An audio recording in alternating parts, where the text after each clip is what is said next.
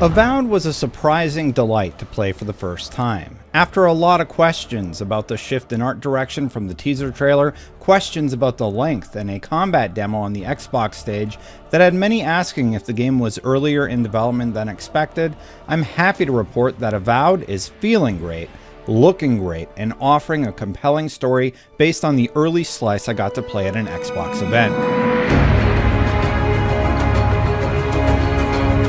Just a real quick note on this footage, all of it was provided by Microsoft, so I'm gonna have to do my best to edit this video while describing my own gameplay session, which looked really good, so I'm very confused as to why we weren't allowed to capture, but alas. My journey began just after the opening main mission in Avowed, and we've been sent on a task to find an expedition team. It turns out, as it often does in RPGs, that fate had other plans for them.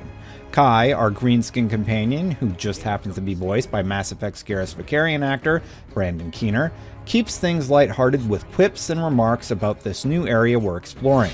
Well, better a flood than a cave-in. The banter is welcome and sparse, as he only chimes in occasionally to make a quip, like when I pause to admire the view. The bridge is out, but that looks like the way to the relic. And the view is very pretty. Avowed has done a great job leaning into the art style the larger Pillars of Eternity series is known for, and had me stopping to admire waterfalls in the distance and moss-covered structures that set the aesthetic tone for this mysterious cavern we are diving deeper into.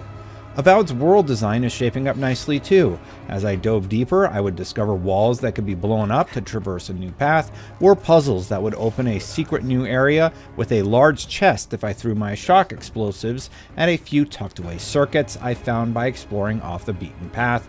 These puzzles have the added bonus of revealing coveted loot like a powerful ring that would offer some choice stat bonuses for my character. When I wasn't exploring the depths of the oceanic cave, I had to swim through it, only to find myself facing off against the Zara, which I probably pronounced incorrectly. But these are lizard-like creatures with your standard human weapons like swords, shields, and bows, and they make for good fodder as you learn your beginning attacks. Combat in Avowed is much better than I had anticipated. You quickly become accustomed to using flasks to regenerate not just your health, but more importantly your essence, which allows the execution of your most powerful attacks. As the barbarian, I found myself stalking spiders in the caverns and plotting my attack. To begin, I use Kai's ability Fire and Ice via the radial wheel you access by holding down the left bumper, if you're playing with a gamepad obviously. Fire and Ice sees Kai teleport to the target and then unload a powerful bullet into the spider's face. Then I command him to use his area of effect attack, Leap of Daring, that has him slam into the ground and briefly stun everyone around him. During that time, I've been closing the gap, and as I was using two weapons, I first charged up my right-handed axe, which offers a powerful attack that inflicts frost damage accumulation to nearby enemies. After holding the right trigger to empower this attack, I managed to freeze my opponent just for a moment. Then I unleash more powerful essence abilities.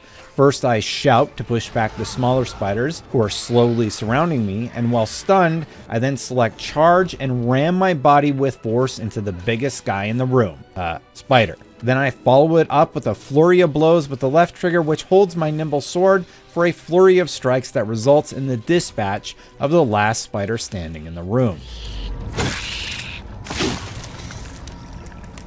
Later, I would return as a mage, which was described as the most difficult of the three classes available to use. Abilities for this character included an ethereal staff that you could materialize with essence, or projectiles that you could track your target with, and standard attacks that had you flicking your wand to and fro while the smaller spells came out of the tip, damaging your target. Additional essence abilities included a spear that was a bit faster than the staff, as you'd expect, and several different projection or buff spells to help your hits land with a bit harder thud. My personal favorite, however, was an ability that had you snap your book of magic shut to send a wave of damage-dealing aura at everything around you. It just looked cool seeing a book wreck everything in the immediate vicinity. Make no mistake though, combat was also challenging. I was chugging potions with reckless abandon as I knew this was just a demo, but it was clear that you'll need to master the balance between your spellcasting, defense, and gear options for maximum efficiency. Next one's mine. Digging into the menus, I found that you could spec out your character with a second weapon set that would be accessed with the press of the Y button on the controller. The potential that something so simple offers had me excited because with one press you could access a significantly different playstyle. Combat felt clean, intuitive, and had a depth I didn't expect. I can't wait to dive into it more. And fortunately, the oomph-your attack animations that many felt were missing from a demo on the Xbox stage earlier this year have seemingly been implemented. Enemies react how you'd expect them to when you slam them with a sword or blast them with a spell. Eventually on our journey, Kai and I would run into Cademan, a young explorer who had managed to survive the Zarup assault. His friends from the expedition team weren't so lucky, however. After lamenting that he's never touched a girl and his looming fate wasn't fair, we were given several conversation options. Kai, we can't let this kid die a virgin. Can you help him? Give Cademan a healing potion. Let's get you back on your feet. 3. Toughen up, kid. I'm not wasting my supplies on you. I, of course, picked the top one. Kai responded, not with that. Oh, you mean with healing him? He would then go on to make me offer my potion instead. Cayman was back on his feet and offered us some advice that would help us continue our journey. But because I also wanted to try out combat as a mage, I got to see what happened if you always picked the bottom option. Toughen up, kid, my character shouted.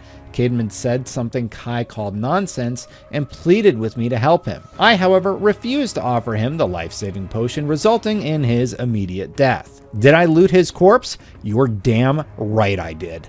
It's situations like that which will make Avowed really stand out if they are plentiful enough.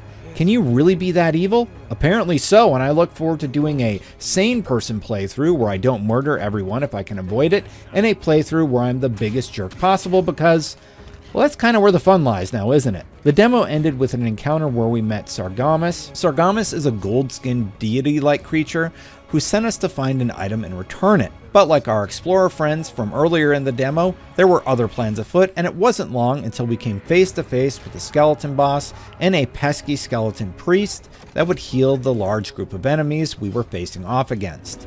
There's the relic. It can't be as easy as just grabbing it, can it? No, Kai, it apparently can't be. Once in battle and realizing I was greatly outnumbered, I ran out of the room to survey the battlefield, and after taking out a few of the lower rank and file skeletons just outside of the priest's healing aura, I identified the one thwarting my plans of murder. Can you murder a skeleton? And I turned his bones to ice and dust. Just as I had cleared the grunts, I was finally ready to take on the skeleton boss with Kai, but just as I had him on the ropes, the power in the building went out for everyone playing the demo. It's okay though, because Avowed had made its impression. My doubts about it have faded away, and I'm left excited for its release in February. This small slice Obsidian gave us the opportunity to play was a treat, and while it's a tiny glimpse, our 50-minute demo flew by in the blink of an eye, and that is always a good sign. For more on Avowed, check out this gameplay from Xbox that was released earlier this year. It's gotten a lot better since then, and for more on all things gaming, keep it right here at IGN.